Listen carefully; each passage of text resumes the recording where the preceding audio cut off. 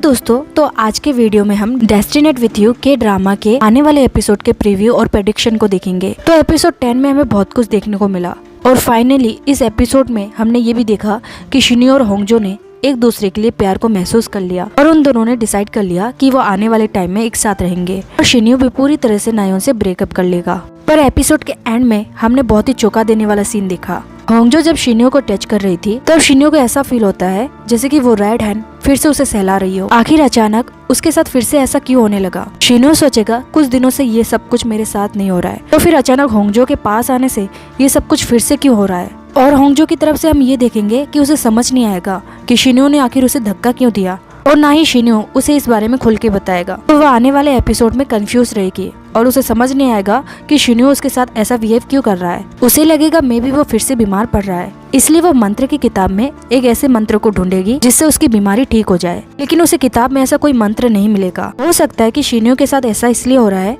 क्योंकि जुंग ने उन पर ब्लैक मैजिक किया था। इस ब्लैक मैजिक में होंगजो का ग्लव्स यूज किया गया है और उसे खून से भी भरा गया है। तो हो सकता है इसी वजह से होंगजो का हाथ शिन्यो को लाल हाथ की तरफ फील हो रहा हो। और शिन्यो के साथ ऐसा इसलिए हो रहा है क्योंकि ब्लैक मैजिक में एज बॉडी उसके शर्ट को यूज किया गया।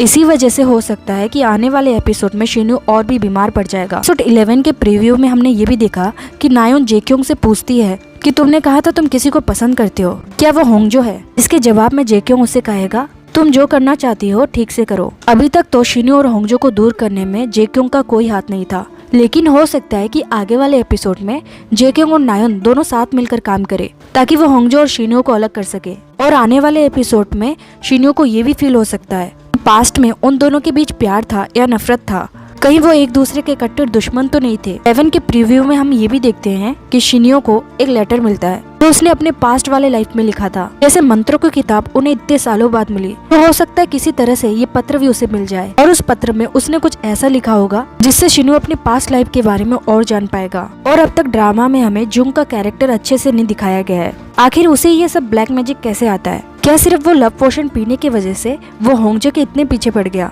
या फिर उसका भी शिन्यो और होंगजो के पास्ट लाइफ से कोई कनेक्शन है? एपिसोड 10 में हमने ये भी देखा कि नायोन ने अपने पावर का यूज किया और मेयर से कहकर उसने होंगजो की ट्रांसफर कहीं और करवाने की कोशिश की। तो आने वाले एपिसोड में होंगजो का ट्रांसफर कहीं और भी हो सकता है, क्योंकि प्रीव्यू के सीन में हम ये भी देखते हैं कि जेक्योंग होंगजो के टेबल के पास खड़ा था। इससे दो थ्योरी निकलती है, या तो होंगजो का ट्रांसफर हो गया हो या फिर होंगजो इन सब चीजों से परेशान होकर ऑफिस नहीं आई।